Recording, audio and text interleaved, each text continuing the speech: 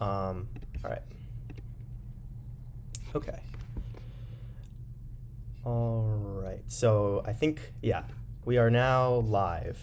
Um, so I am here with Herb Baker, former NASA operations manager, and he's now on the board of the NASA Alumni League. And he just has a lot of experience at NASA and a lot of very interesting stories to tell. Um, so, yeah, is there anything you'd like to start off with by saying? Yeah, so I'll just tell you a little bit more about myself.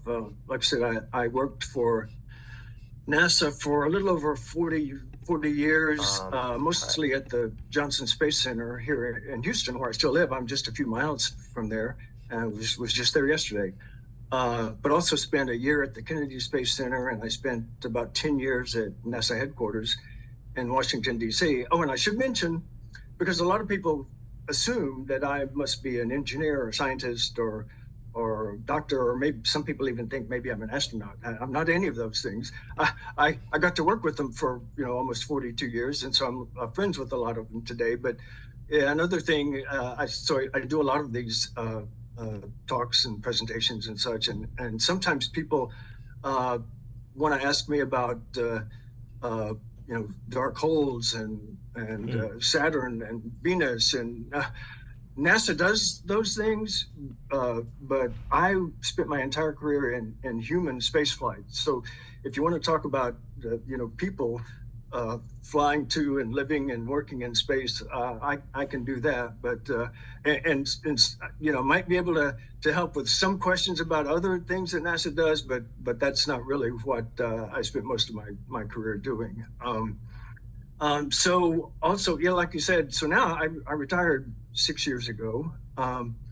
And the thing that keeps me most busy is, like you said, I'm on the board of directors of the NASA Alumni League, which has about 600 members, and so it's a big organization. It also includes a lot of those astronauts and scientists and engineers and doctors, and so we primarily promote STEM engagement in education, and I really am enjoyed doing that. And so that's actually with that and doing the same thing with other organizations. I volunteer for and support the Astronaut Scholarship Foundation and Space Center Houston, the Columbia Museum in East Texas, where I just was a couple of weeks ago for the 20th anniversary of the Shuttle Columbia breaking up as it mm, came home. And I uh, moderated a panel titled Making STEM for Everyone. And also, another thing that keeps me fairly busy is I've been involved in theater for, well, gosh, for over 40 years. Started shortly after I started working for NASA. I did take a break when we had kids and they were growing up, but I'm also on the board of directors of my local community theater, which used to be just right across the street from NASA, but we've moved a little bit further away now. Let's see what else. I'm an advisor for a fairly new startup company, Titan Space Technologies, and also support a couple of other smaller organizations that support STEM engagement and education. So you can tell that that keeps me pretty busy, but I'm really enjoying it. I always, like most people, always thought and dreamed that, hey, as much as I loved my job, that someday I'm going to get to retire and really have fun. And mm. I'm having so much more fun than I ever imagined. So it's great, and I really enjoy doing things like this too. So thanks for inviting me.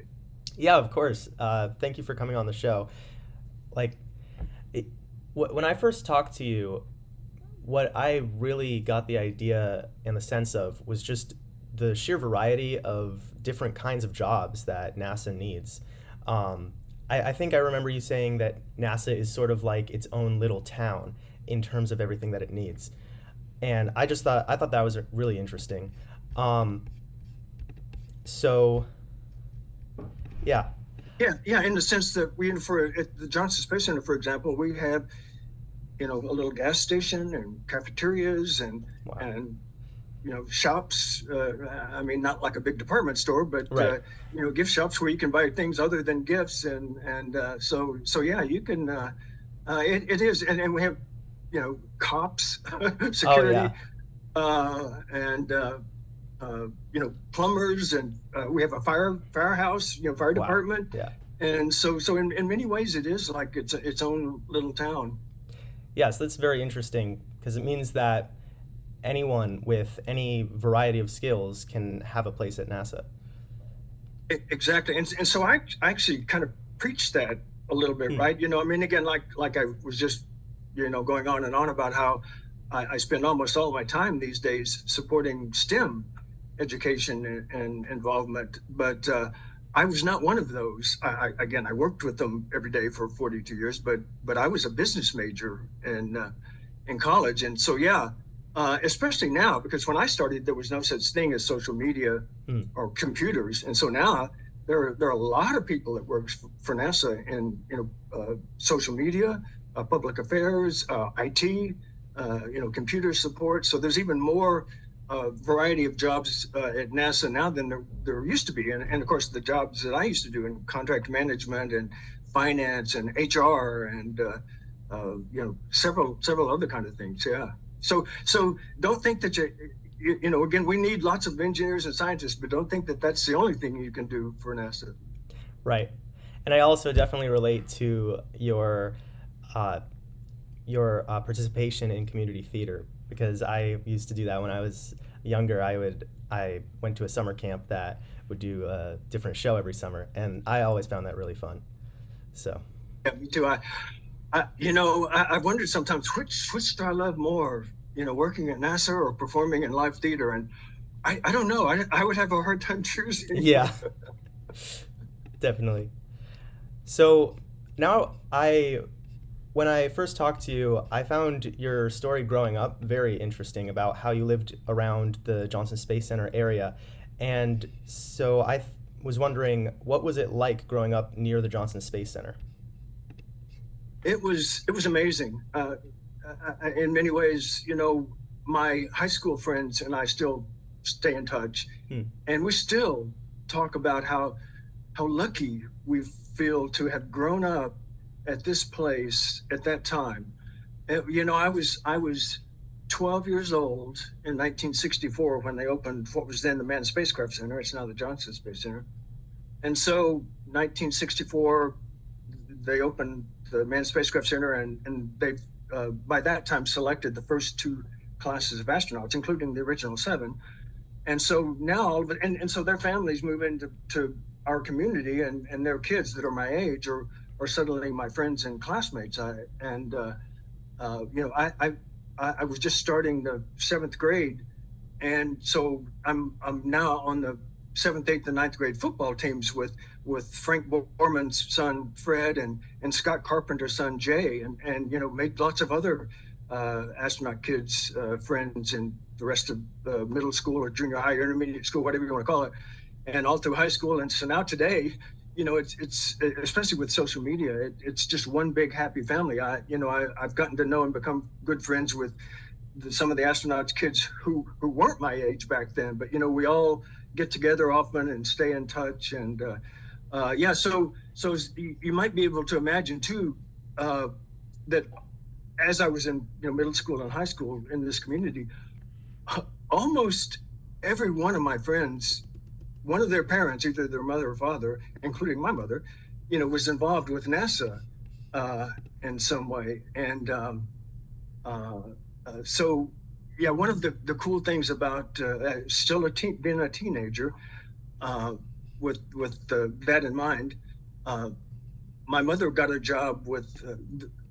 Let me back up. This was 1967, 68, 69 during the early Apollo missions, and so the way the TV networks would cover those is they would send crews down from New York, where their headquarters are, and they would rent a trailer, a mobile home, and set it up on site at the Manned Spacecraft Center, and put a backdrop and a desk and have a camera, and so they would bring in astronauts and flight directors and such. And so I met at least three uh, three guys I can think of as part of that. So she got me a job helping with that too. And so I can think of three guys who walked on the moon who I met in that trailer, Wow. Dave Scott and Alan Shepard and Pete Conrad. So the reason they hired me was, back in those days, there was no internet. And so you couldn't move digital files of, film from one place to another like you can today. So when we filmed an interview, for example, of an astronaut here in Houston, the film had to be physically moved from Houston to New York so they could broadcast it on TV. And so the reason they hired me, my main job was twice a day to drive what's a 100-mile round trip. Wow. From the spacecraft center to Houston Intercontinental Airport to drop that film off to be flown to New York. So again, they could broadcast it on TV. And I did other things too. Of course, that took a couple of hours, but I had other time, would do things like go to the public affairs office and pick up flight plans and press kits and photos and mission commentary and all kinds of things like that. And so I saved a few copies of those kinds of things for myself too. And I'm, so glad I did. Now, 50 something years later, some of my favorite things to look at are some of those things that I collected from public affairs about the Apollo missions back in the late 60s and early 70s. I will tell one story, my favorite story, and I think you heard this one. Yeah. My favorite story about that time was at the end of the Apollo 12 mission, November 1969. They wanted just a local human interest story. It wasn't something that we were going to have to ship the film to New York. It was just a local television station that asked for this. So they sent me and a cameraman to Pete Conrad's home in Timber Cove, just a couple of miles away from the Space Center.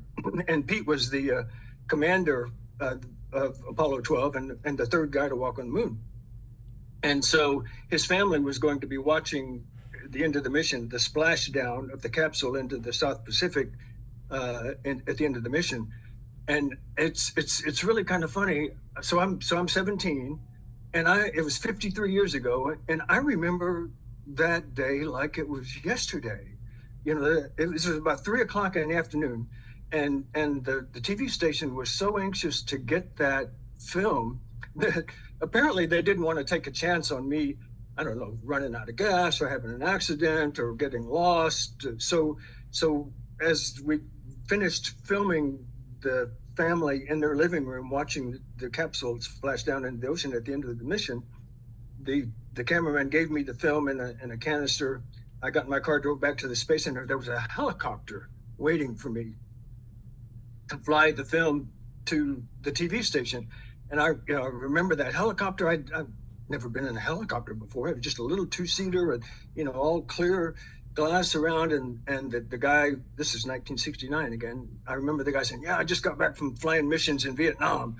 And I thought, "Whoa, this is going to be some ride," Yeah. And it was. I mean, he was just zooming down the freeway, barely over the power lines. And, I just felt like I was hanging on for dear life.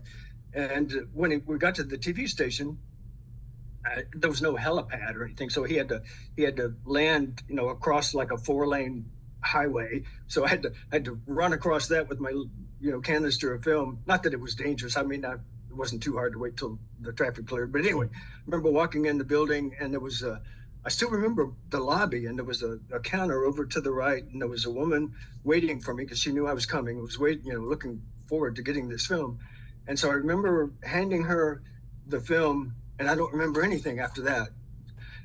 It was just like, the adrenaline just drained from my body. I don't even remember the helicopter ride back to my car. But boy, the rest of that afternoon, I think that's one of the most vivid memories I have of anything at all in my entire life as a teenager.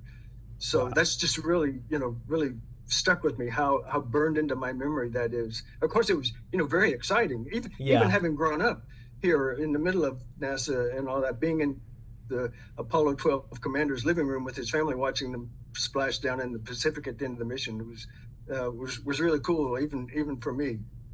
Yeah, I And love then that story. one last thing. Speaking, I mentioned my mother. It was my mother, not my Hmm. father, uh, was involved in Skylab, and I've got a poster there Ah, from yeah. a movie that I was asked to be in, Oh, wow. um, because and this was 1973. In fact, the 50th anniversary is coming up in a Hmm. couple of months, and so most of the people watching this probably weren't even alive then, but and don't know the story. But the plan was to launch Skylab, which was kind of a small space station, and then the next day send up the first crew of three astronauts to live and work there for a month. Well, when it launched, there was a problem with a cable and it ended up ripping off the heat shield, and the solar arrays got stuck. And so it made it into orbit, but there was almost no electricity because the solar arrays hadn't deployed. It was almost 130 degrees inside Hmm. because the heat shield had been ripped off, and they were really worried.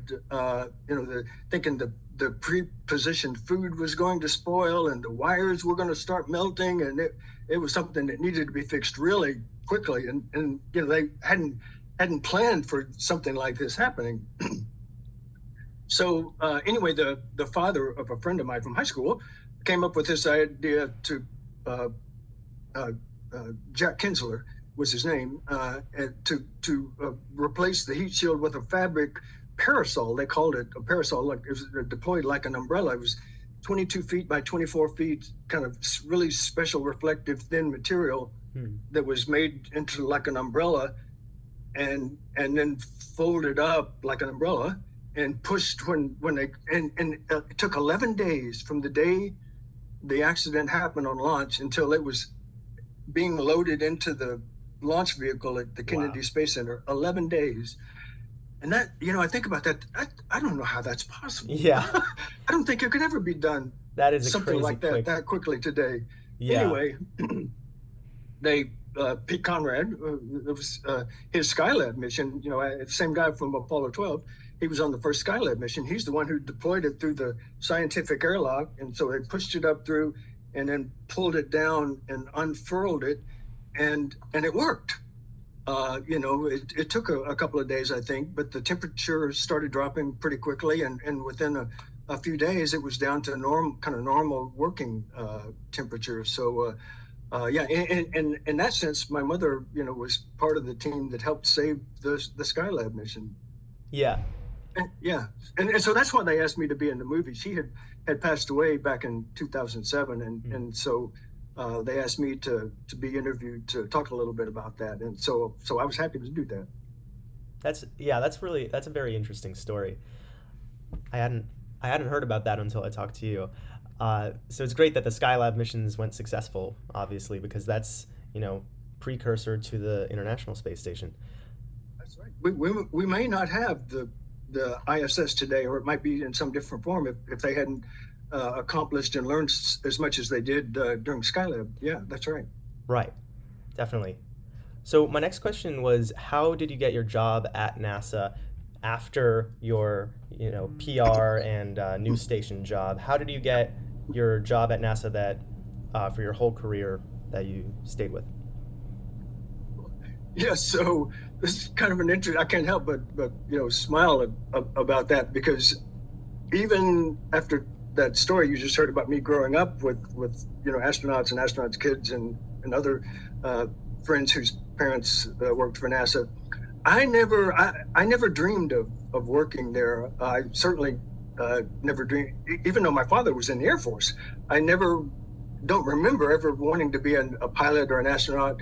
I was good with numbers, Hmm. but not science. Took chemistry and biology in high school, and I did okay, but that was just not my thing. So anyway, when I went to school, I was a business major because I did enjoy that. And so again, I think you've heard this story too. Um, when I was working at the Internal Revenue Service part time, just to help pay my way through school at the University of Texas in Austin.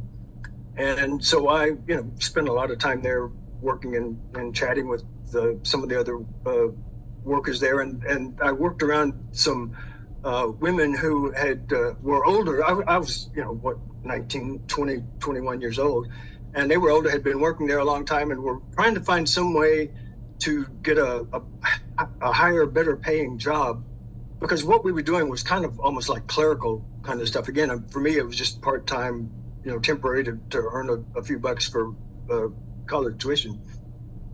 And the way you got a job with the federal government back then was you took what they called a civil service exam, a test.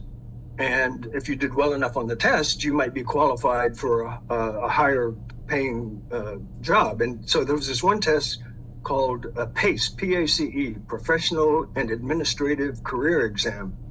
And I remember hearing them talking about this exam, and they were talking about how hard it was, and they gave you scores in 6 different categories, or skills, knowledge, aptitude, so that depending on how you scored on those 6 categories, they could tell which job you might be best suited for, right? That all makes sense. And I remember them saying that, in those 6 scores, if you scored below a 70, they just didn't give you a score. I guess they didn't want to embarrass you with a 40 or 25 or something, right? And so I do remember thinking at the time, so I'm getting close to graduating now, and I didn't have another job.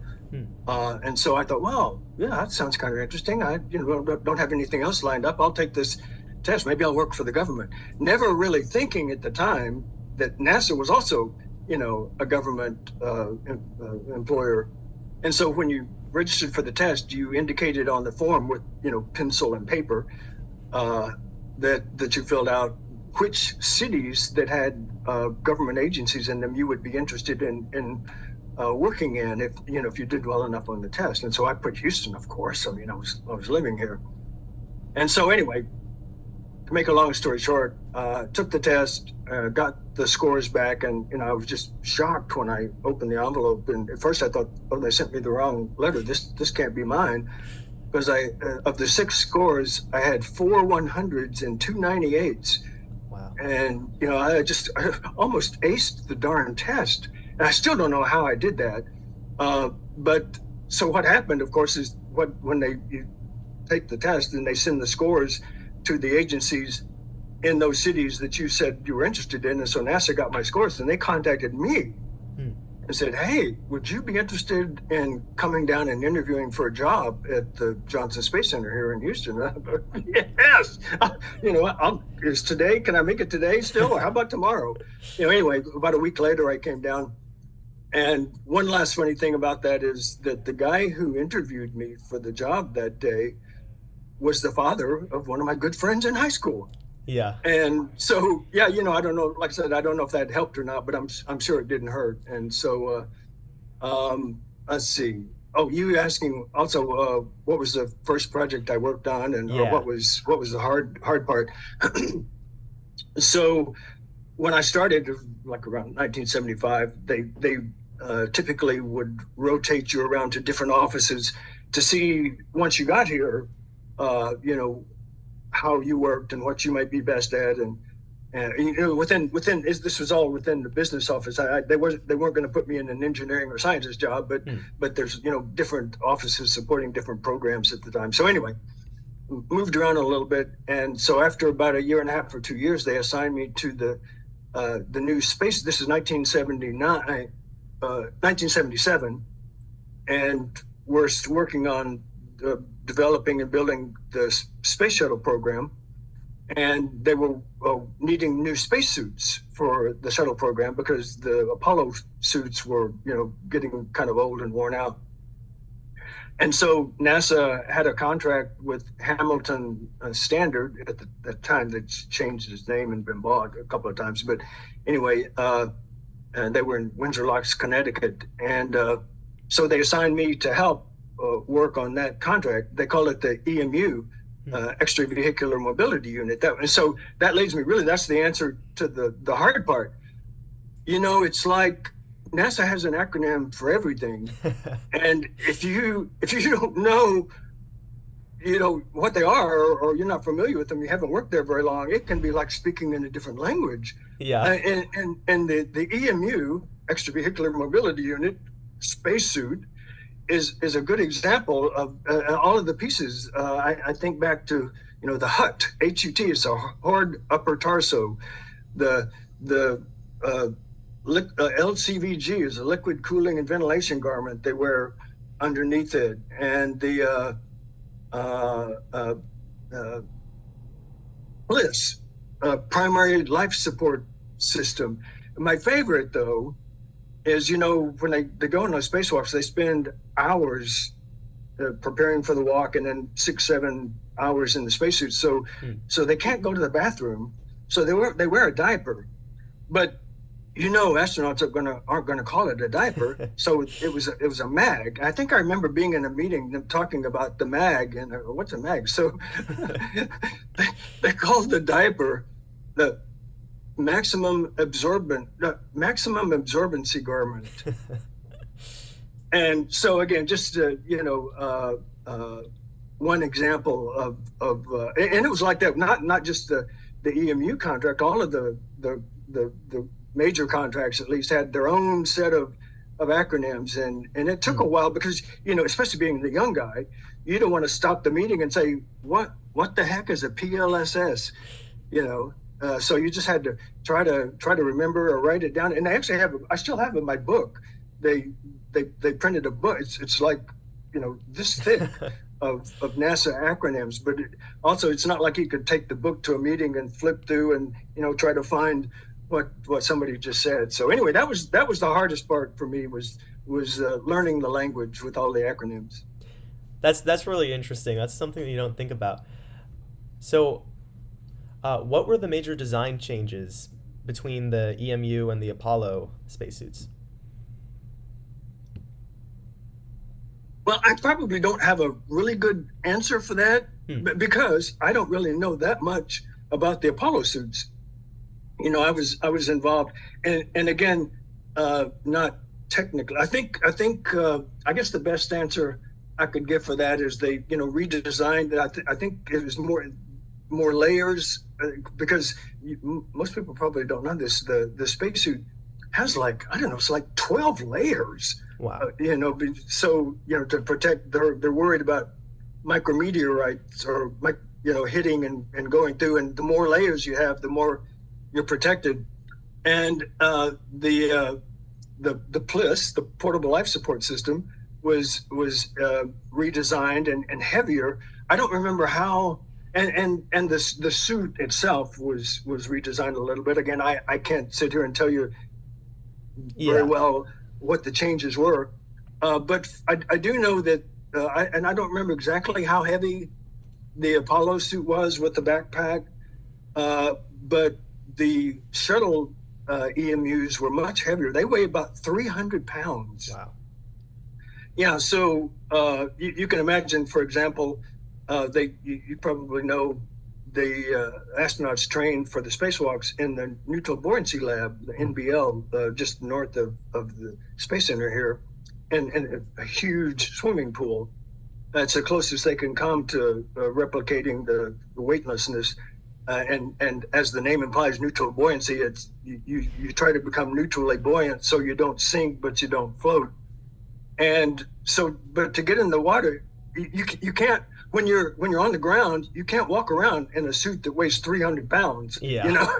It's fine in space where it weighs almost nothing. And so to get in the pool to train for the spacewalks, they attach the hard upper torso of the suit to a platform, and you can slide the pants on, and you crawl up in through the torso, hard upper torso, and put the helmet on. But anyway, so you're attached to this platform and a crane, and there are two. They typically train with two astronauts because they also do spacewalks with two astronauts, and the crane picks you up and moves you over the water and then drops you down into the water. And that's because you're wearing a 300-pound suit. And again, you until you actually get in the water and become neutrally buoyant, there's no way you could move around in that thing. And so anyway, that's the one thing that sticks in my mind is that it was redesigned a little bit and made a little safer and much heavier. Hmm. That's really interesting. Another thing I was wondering is I imagine you've met a lot of astronauts over the course of your career, and I wanted to know if you've noticed any common personality traits that they all share. Yes, I would say for sure. I can think of a few. So first of all, no surprise, they all love to travel to space. You ask them what's your favorite thing about being an astronaut, and they will. I bet 99% of them will tell you it's being in space. And another thing I've learned, and I think I mentioned this when we met last week, is it's kind of surprised to learn that their biggest fear is not dying. I Hmm. mean, we have lost 17 astronauts in their space vehicles. Other astronauts have died in plane crashes and things, but we lost three in the Apollo 1 fire. They were sitting on the launch pad in the vehicle, during a test, and one of them, Gus Grissom, was the father of two of my good friends. They're still good friends today. Mark and Scott Grissom were Gus's sons, and I've been friends with them since we were 14, 15 years old. And then of course we lost Challenger and Columbia, and there were 7 astronauts in each of those. But anyway, so they know it's dangerous. But the thing is, the fact that they're an astronaut and eligible to fly, they're past that. If they were afraid of dying, they wouldn't be an astronaut. Right. And so what does, and I'm not sure if scares them is the right word, but what they worry about most is because teamwork is so important, and everybody's got their assignment, and there's so many different things that have to be accomplished for the mission to be successful. Their biggest worry is being the person that screws up and doesn't do their job correctly and lets everyone else down. Hmm. That's what they worry about more than anything, more than dying.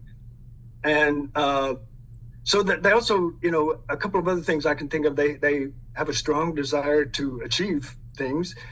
And another important thing, and this is actually important to being selected in the first place, is they get along well with people, and they work well on teams, because those two things are both very important to Yeah. being assigned to an astronaut crew. Um, let's see. So one thing is not so much a personality trait, but one thing that's kind of stuck in my mind that I was kind of surprised to hear, and so especially Nicole Stott is a friend of mine, and I've heard her say that no matter how many pictures you see, or how many fellow astronauts tell you what it's like being in space and looking out the window and floating, nothing prepares you for what it's actually like to see it with your own two eyes. Hmm. She just said, I guess, like a religious experience. She said she was just almost shocked, almost brought to tears, the emotion of being on the space station and looking out that window and seeing that little blue dot. Oh, all right. Ran out of meeting time. One moment.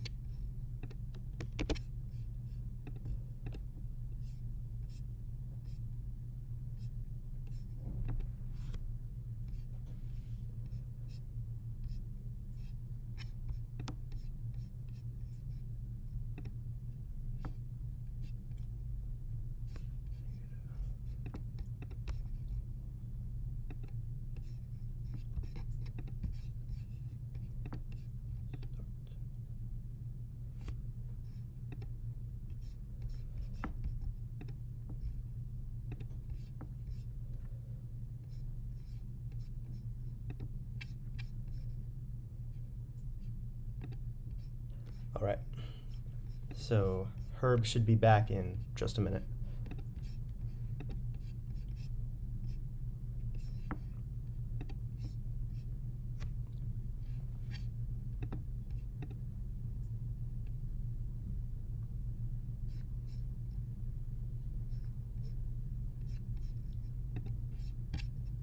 There we go.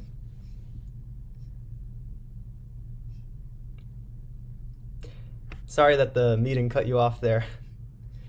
Yeah, no problem. That was a little sooner than I was expecting, but I Yeah. knew we were working with a time limit. Yeah, I was just mentioning how emotional an event it was for several of the astronauts I've talked to. Again, they thought they were prepared, from seeing photos and videos and hearing from their astronaut friends what it was like to be in space, but nothing prepared them for what a strong emotional feeling it was to actually experience it for themselves. So yeah, I think that pretty much covers the question about astronaut personalities. Yeah, that's really interesting that they all seem like very selfless and ambitious individuals. Yeah. Yeah, yeah. So my next question. Oh, sorry. Go ahead. Oh, yeah, no, I was just going to say, yeah, just one other thing popped into my mind is kind of similar. I don't know if you've heard of the overview effect, and there's actually a name yeah, for it. Yeah, I think so. And it's so many astronauts have come back from space and had this kind of overwhelming feeling of, oh my gosh, that, you have no idea what it's like to look at that planet, the beautiful blue marble, as they call it, with the tiny little atmosphere that's the only thing that's keeping us all alive. And there's no borders and no wars, and it's just this beautiful planet that we need to protect. And how can we be so mean to each other and ignore all of the things we need to do to take care of it? And so it's just that strong feeling of caring about the planet and the people on it, much more so when you see it from that perspective than when you're down here on the ground. And again, they call it the overview effect. Yeah, I think I saw an interview with Chris Hadfield where he talked about that. Yeah, It's very interesting how they all get that very similar feeling. So my next question was, how did your work help in building the space shuttles? Well, so I had started working on the EMU contract in 1977 and did that for a couple of years. And then in 1979, we were starting to get close to maybe soon flying the space shuttle for the first time, although they were still being built. And so we had a contract, NASA had a contract with Rockwell International, which has now been bought by Boeing. But they had won the contract to build the space shuttle orbiter vehicles. So NASA had a contract with Rockwell to build the orbiter vehicles. They had a separate contract with Rocketdyne to build the main engines, and another contract with Lockheed Martin to build the external tank, and another contract with another company to build the solid rocket boosters. But wow. So I was, and actually that's another thing about NASA. So the human space flight, the astronauts, that activity is basically mostly at the Johnson Space Center here. This is where the astronauts live and train.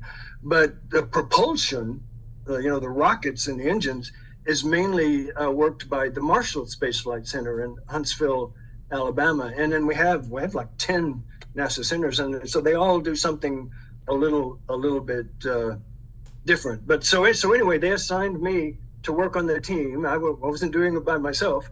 I don't know, there were 8 or 10 of us who were managing this contract with Rockwell to build the orbiter vehicles. And so I was about once a month, or a couple of us usually, was flying out to Downey, California, where their plant was. It's in greater Los Angeles, to check up on how they were doing, look at schedules and cost plans, and are they staying on schedule? Are they staying within the budget? And actually, the bigger piece of the work was, as you might imagine, building the space the one I think one of the most complicated vehicles ever built, uh, and involving hundreds of engineers. They all would come up with an idea. Well, let's change this, or let's change that, or let's add this, or let's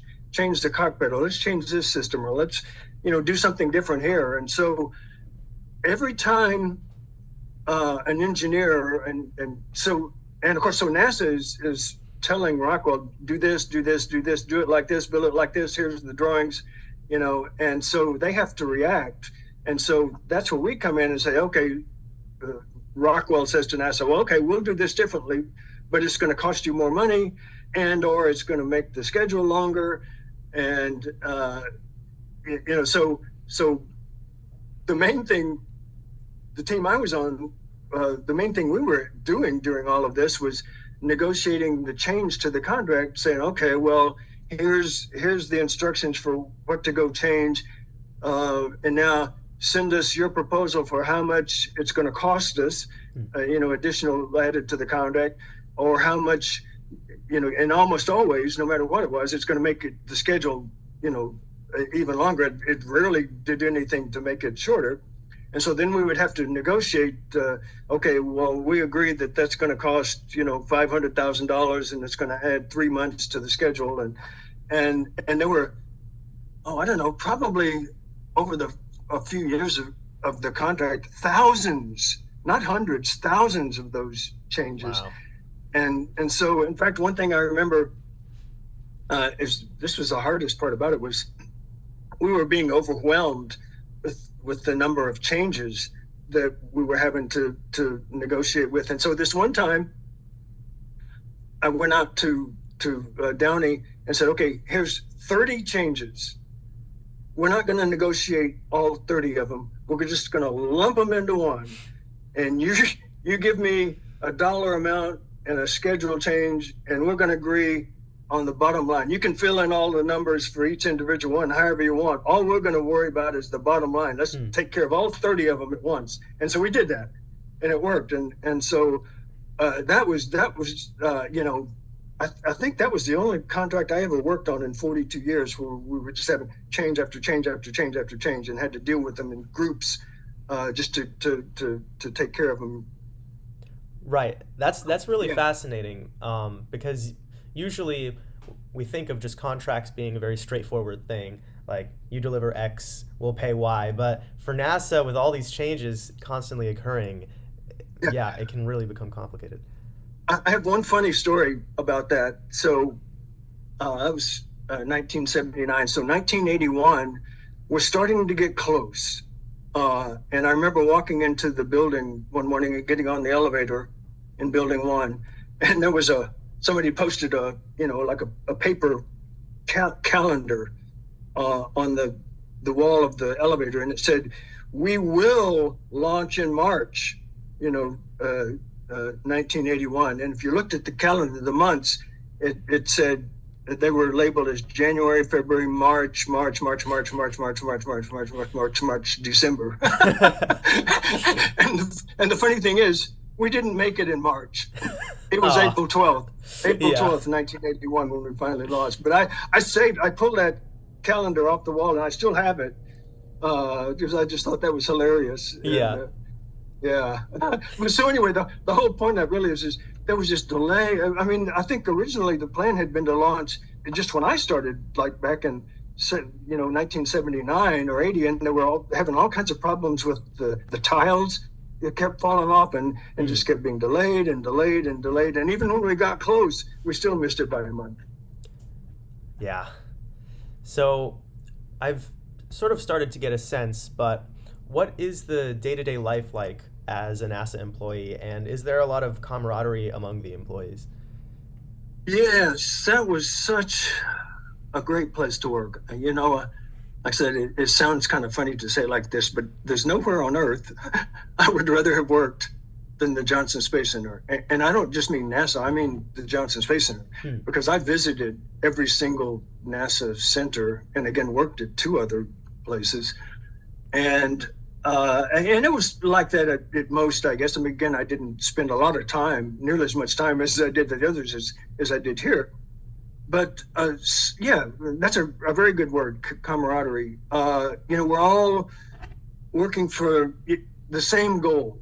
And, there's people who are so dedicated and conscientious. And we knew that people's lives could be at stake. And this isn't the only job where, you risk your life. But that was certainly something that was always in the back of our mind. And, we just kind of felt like we were working on something that was bigger than ourselves, developing new technologies and discovering things about our planet and solar system.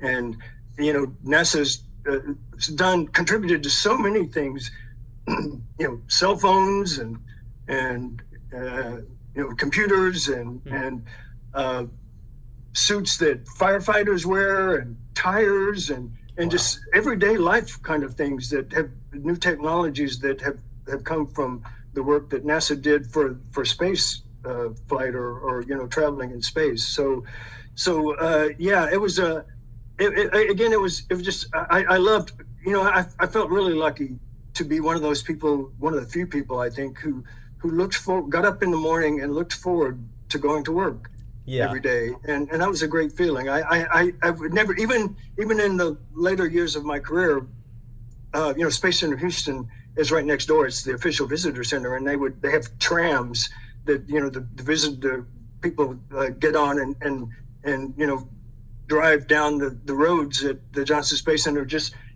look, and I would be walking to a meeting or something out and see one of these trams, and I'm thinking, wow, those people paid money just to ride around to look at the place that they're paying me to come to work to every day. And so I never forgot about that. It was so anyway, yeah.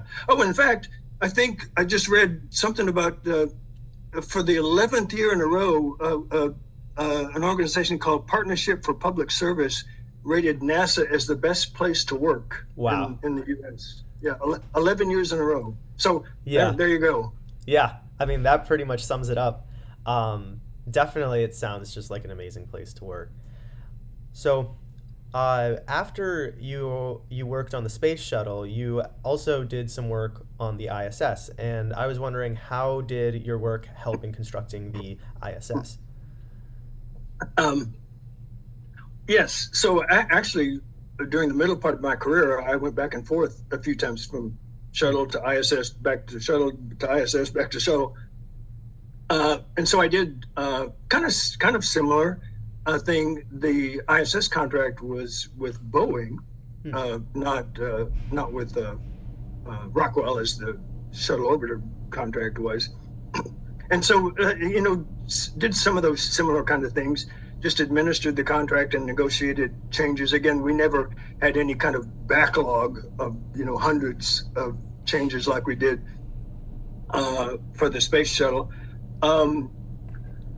Let's see. So a couple of things, and talk about how did I help building the space station. So I was working in the space station program when they were getting ready to start launching the first pieces, modules into space in the late 90s. And so the modules were being built at different places around the country, and they didn't have a good way to get them to the Kennedy Space Center to launch them into space. And they didn't really want to send them by barge or on a train or, overland on the roads. And it didn't have an airplane that could move them, although those planes did exist. And so I don't know if you've heard of the Super Guppy. It's a big, funny looking plane where the nose actually opens, moves to the side and opens up the front of the plane. And there's just this huge open space. In fact, you can fit 2 small airplanes inside a Super Guppy. I've seen photos of the Super Guppy with 2 airplanes sitting inside it. I mean, they're small, but yeah. Wow, And that's so anyway, and NASA never had a lot of money. And so we were looking for some way to acquire one of these super guppies. And so I got to work on the team. The way we acquired it was with a barter agreement with the Airbus had built the super guppy. And so they had one they were willing to sell us, but we didn't really have the money. So we worked a three-way barter deal with the European Space Agency, where we gave the European Space Agency what they called upmass. It was 457 kilograms, which is about 1,000 pounds of, again, what they called upmass, which meant that we would allow them to fly things on future shuttle flights, experiments, whatever. And they would give Airbus the money, and Airbus would give us the airplane. And so that was kind of cool. That was 1997, I think. And so the Super Guppy is still flying. NASA still uses it, and so that was really kind of my contribution to actually getting to build it. I got to help acquire the plane that they used to ship the modules from wherever they were being built to the Kennedy Space Center to be launched into space. That's really cool. Yeah, negotiating something like that must be really hard, but. Well, don't get me wrong. As much as I loved that job and will forever, be thankful I had it and look back on it with, so much fond memories, it was hard sometimes. And there were days that were rougher than others. And, sometimes it was, frustrating and difficult, but that was all, in the grand scheme of things, all very minor. And in some ways, that made the job more interesting. I mean, because it absolutely, to the very end, was exciting and challenging. And I mean, that's what I wanted, really, right? I mean, again, as long as the people you're working with are all working together and trying to accomplish the same thing, yeah, I don't know why I would want any kind of job that was any different from that. So, yeah. So I guess though maybe one more thing about the space station. The story I want to tell. Sometimes people ask me, so what's however they characterize it, what's your favorite memory or the thing you remember most about your career? And it involved the space station. I had been at NASA headquarters for a special assignment at 1 year, and was due to come back my final week there, and that was the week of the Challenger accident. It was a Tuesday morning of the accident, and my going away party had already been planned for that Friday, and of course they canceled that because nobody felt like celebrating anything. But anyway, I had been already assigned when I got back to Houston after my 1 year up there to work on a contract for supporting the space station. But after the Challenger accident, NASA changed its management structure a little bit. And so now the space station program manager, who was in Houston at the time, and so that's where I was going to do my work, they decided, no, we don't like Houston having so much control. We're going to pull the management of the space station program back closer to Washington, D.C. So they actually had a competition of local cities around Washington, Greenbelt, Maryland, and Reston, Virginia, and a couple of others. And Reston, Virginia was selected to be the place where they would house the space station program. And so now it was no longer going to be a Johnson Space Center contract that was managed there. It was going to be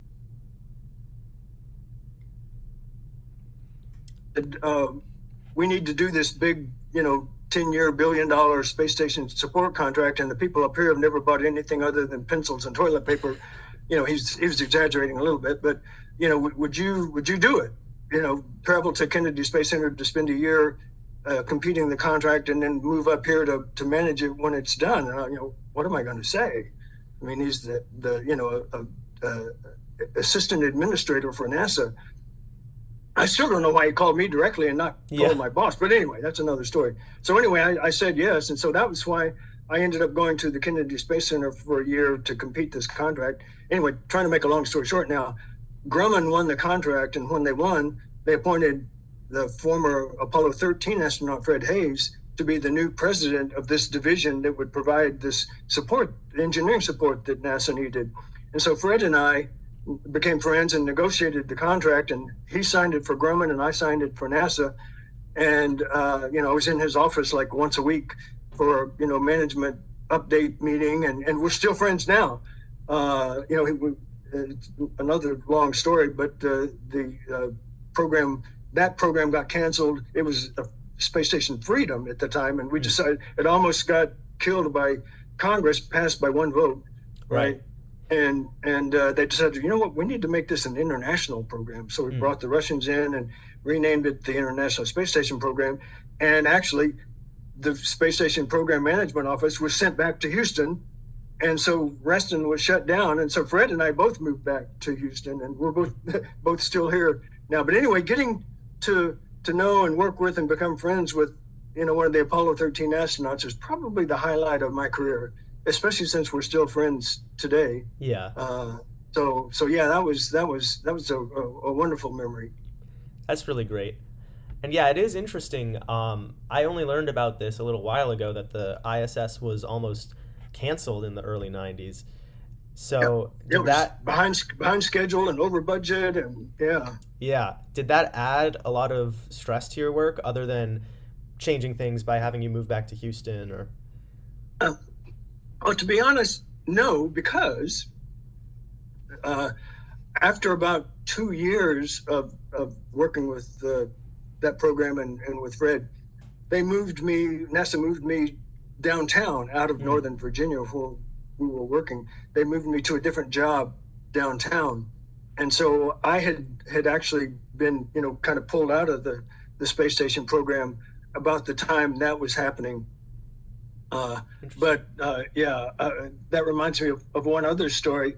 So when that happened, the company that Grumman was working in and leasing their space from, because they had like a 10-year lease, moved out and moved their folks to Houston. And so the company owned the building filed a lawsuit against Grumman, saying, hey, you broke our contract. And they argued, well, no, our contract says, if the program is canceled, then we can get out of the lease. And they said, well, it wasn't really canceled because they just started it up again in Houston. And Grumman said, well, no, but that's a different program. Yeah. I mean, it's still a space station, but it's a different space station. So anyway, they literally had a lawsuit, and I got deposed. So I had to go to a deposition. It was one of the worst days of my career. So they sent I'll never forget this. So they sent a NASA lawyer with me to be my lawyer. And it was like 4 hours from 10 to 2. We didn't even break for lunch. We had one bathroom break, and that was it. And so I remember they would ask me a question, and then I would answer it. And then they would ask me the same question, kind of, with different words, I guess trying to catch me, saying something different. And my lawyer would say, when they would ask me this question for the second or third time, they would say, I object, question already asked and answered. And the other guy's lawyer would say, objection noted, answer the question. And I'm looking at my lawyer, says, that's all I can do is object. I can't, and so it was horrible. Yeah. Anyway, Grumman ended up winning the lawsuit, so we won. But boy, that was just I never want to be deposed again. Yeah, that was a terrible day. That sounds really stressful. So speaking of private contractors, how has the role of private contractors evolved over the course of your career?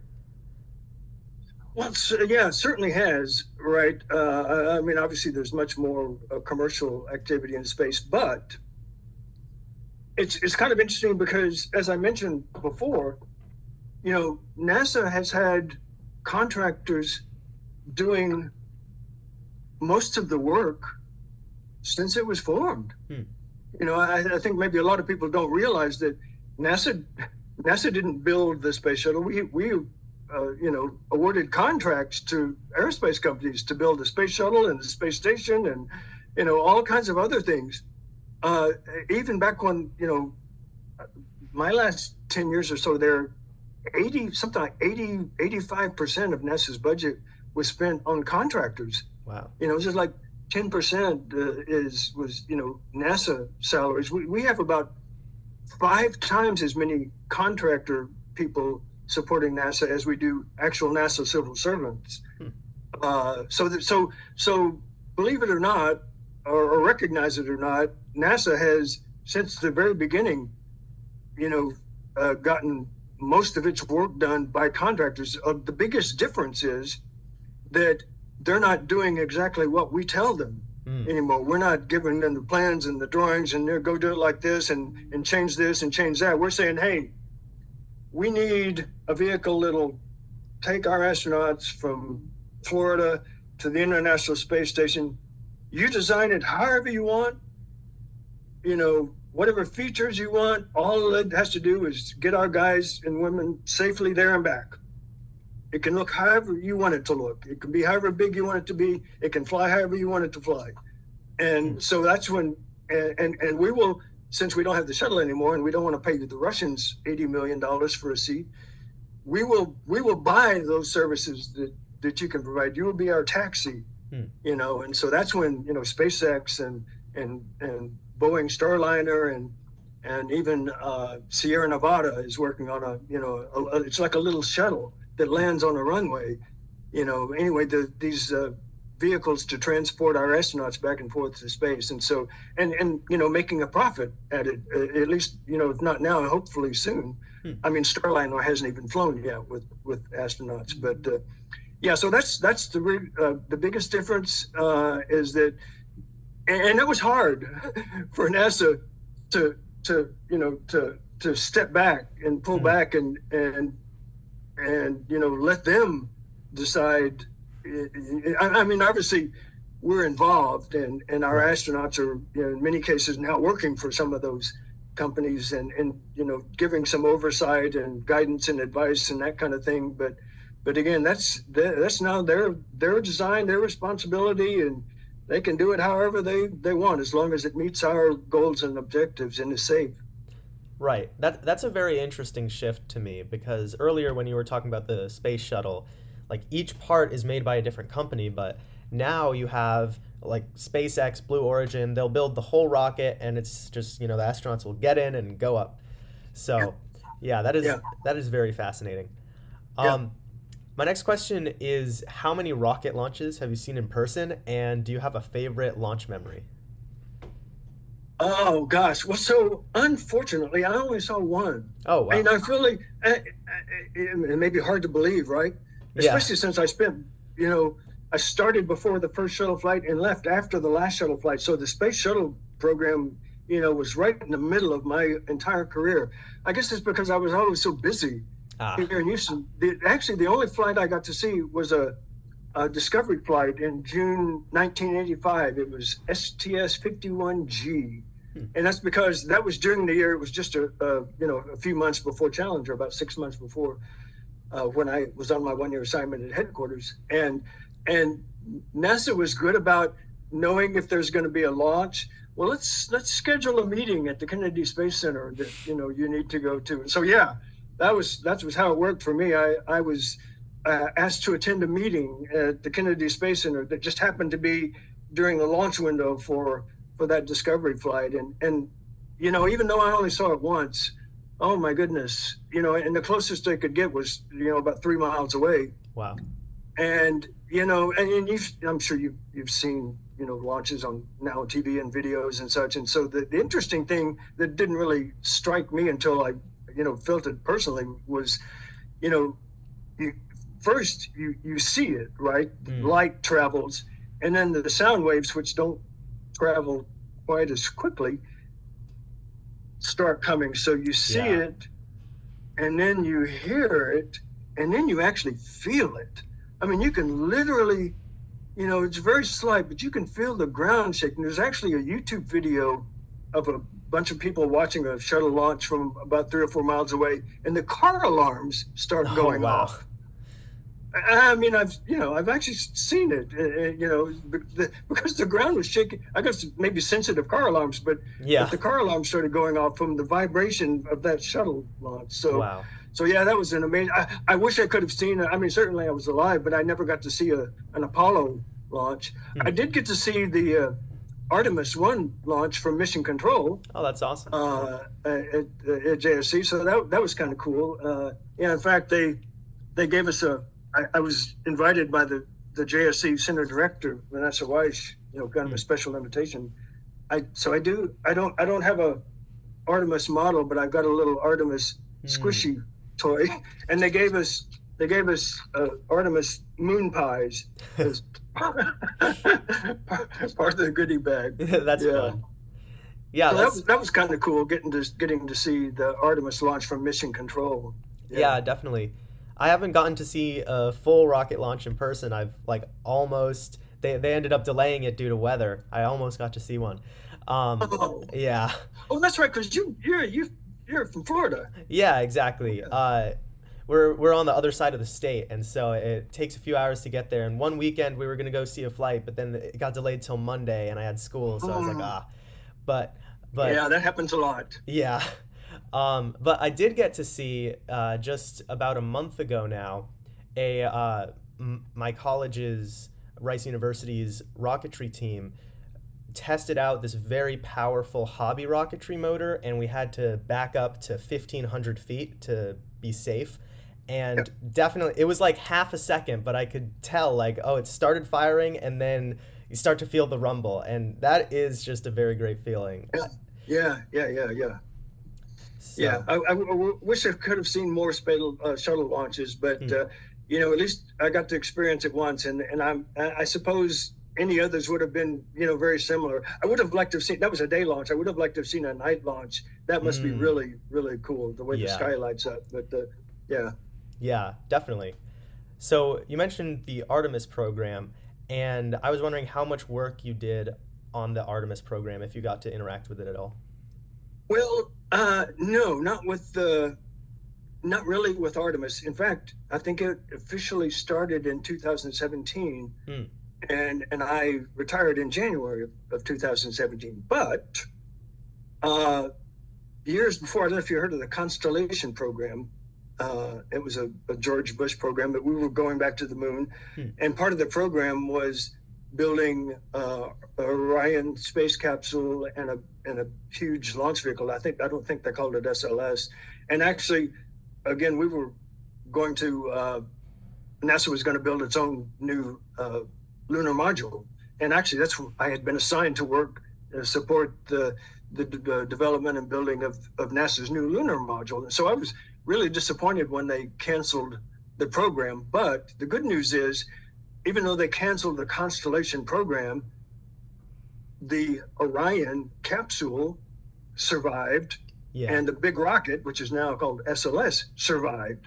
And so they're still kind of part of that. And so I did get to work back in 2007, I think, for a couple of years on the Orion contract. It was a very, very early days. We had just awarded the contract, and they were still, designing and starting to build it. So, uh, very, very early days of Orion. But I did get to spend a couple of years on that program. Hmm. That's really interesting. So, has the Artemis inspired a lot of confidence in you? Like, in the next 10 or 20 years, what do you think they'll achieve, and what do you think NASA will achieve? Yeah, well, so I'm just happy. I've always felt like since I got to see at least on TV Hmm. and meet the people involved in the Apollo moon landings, I always felt like, God, I can't believe it's 50 years later and we haven't gone back yet. So I am absolutely thrilled that the Artemis program is what it is, and we're planning to go back. And of course, they keep saying, we'll eventually have the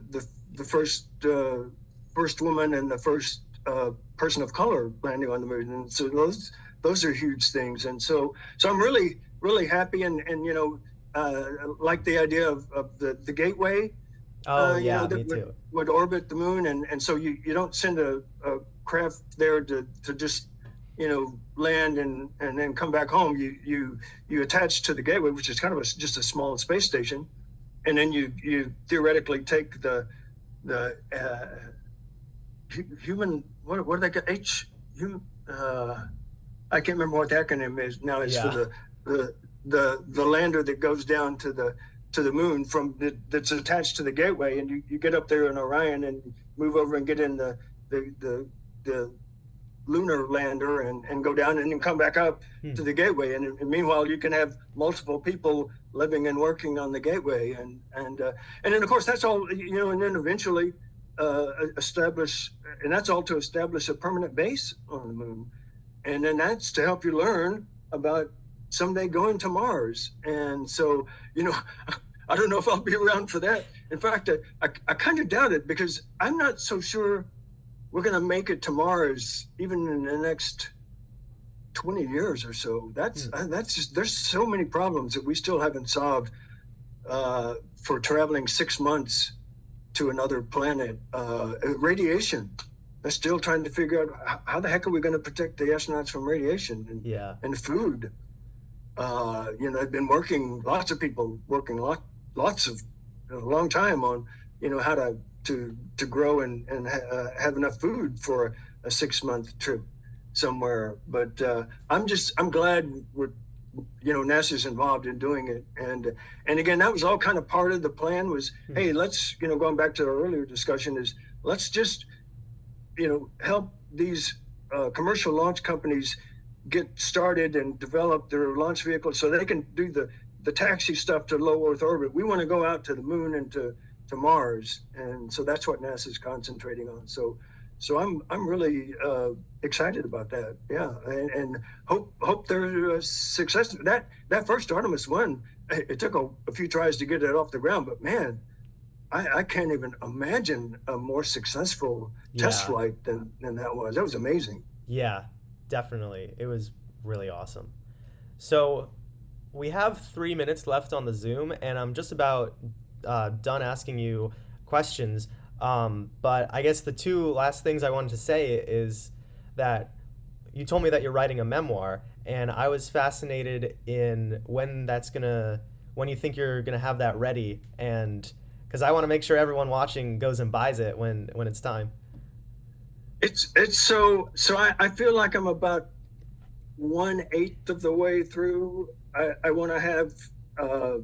I've never written a book before, so it's all new to me. But I know a lot of authors and have talked with folks, and they say something like 80,000 words is a good goal, and it can be less than that. But that's kind of what I'm shooting for. And I have about 10,000 words so far. I'm on like chapter 6 or 7, so I don't really have a good idea how long it will take. I mean, I to be honest, I would be surprised if I get it done within the next year or so, because there's so much involved, not just having written it, but then having it edited and printed and published. And so, but I would like to think within the next year or two. So unfortunately I can't say, look for it on the bookshelves in June or something. That's not going to happen. But because it's really hard too, actually, to be honest. Just I'm doing so many other things, it's hard to find time to dedicate and concentrate on just that. But I do want to finish that someday.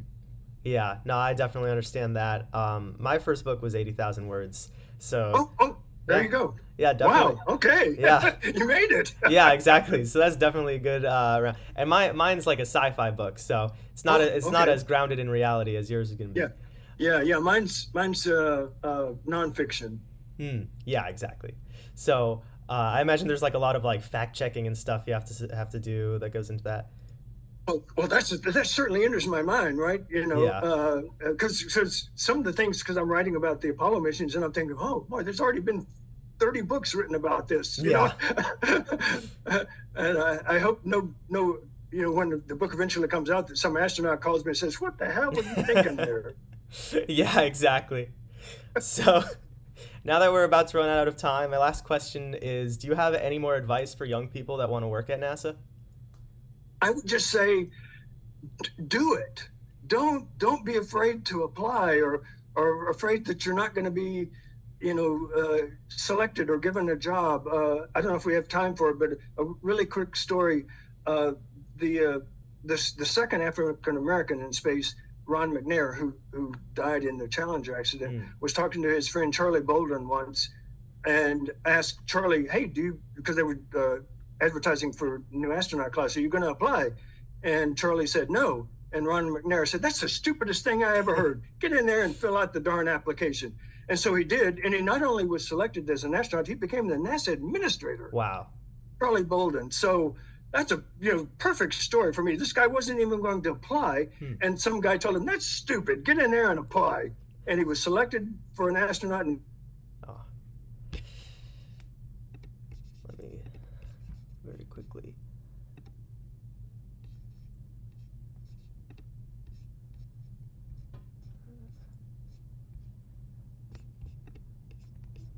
Just going to start one more meeting to talk to Herb. Let me.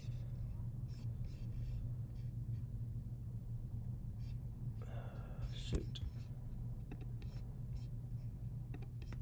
How do I?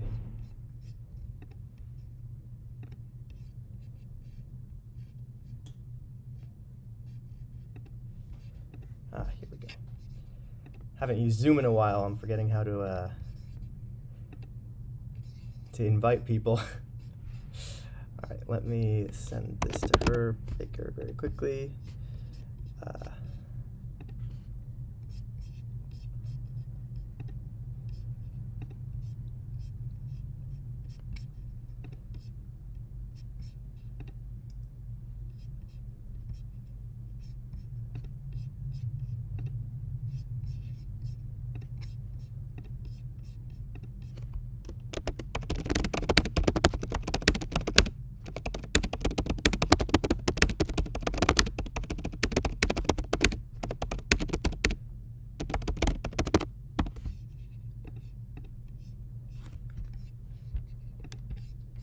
Here we go.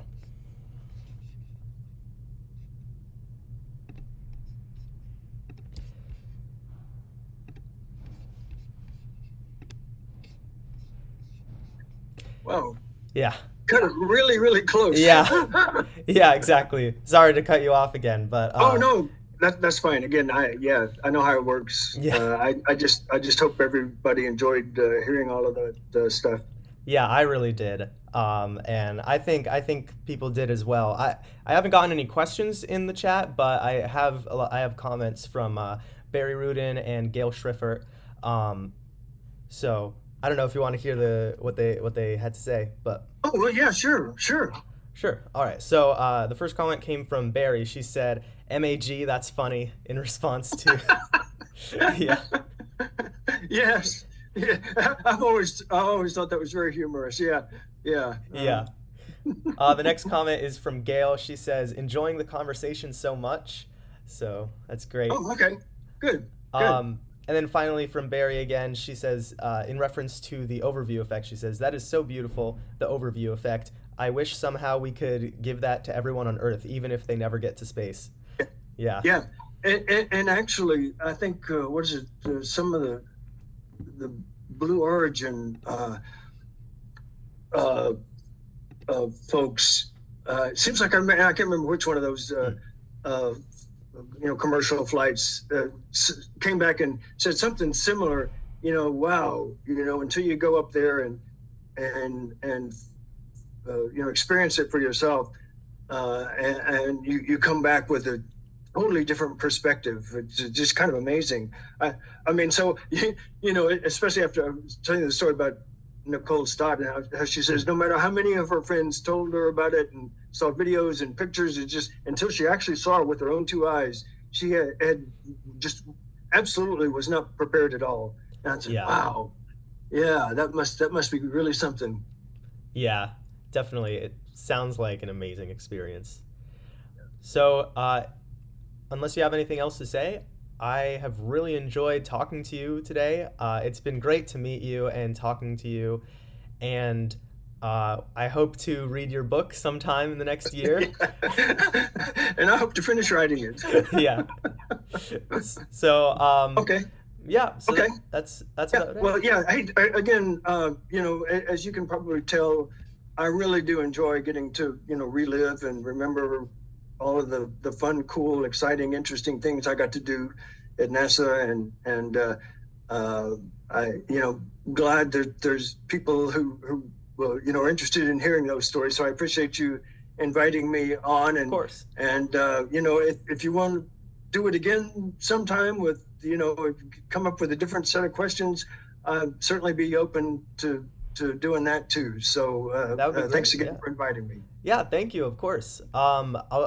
Maybe when some, like, I don't know, some new space event happens, I can Oh, ask you about that.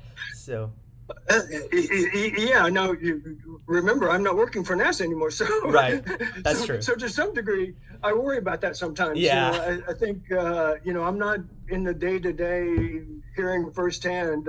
I mean, obviously, I keep up to date and read the news and watch what's going on and watch all the launches and that kind of thing, but I'm always afraid somebody's going to ask me for some detailed question about Artemis, and oh, I don't know. That's a good question. Yeah. You need to ask somebody who's actually working on it. But anyway, yeah. And even having said that, if anybody asks me any question, I'm happy to try to answer it. If I don't know, I'll let you know. Oh, yeah, definitely. And for anyone that wasn't watching live, there will be some people that watch this back later. You can, if you have any questions, would it be okay if they leave them in the comments and then I could email them to you? And Oh, absolutely. Sure. Yeah, cool. for sure. Yeah. All right. So yeah, Yeah. definitely. If you're watching this back and it's not live and you wanted to ask her a question, definitely leave that question in the comments and I'll get back to you with his response. So yeah, with that, thank you again for coming on the show, and I hope you have a great rest of the weekend. Thanks. Same to you, Max. All right. Bye. Talk to you later. Bye.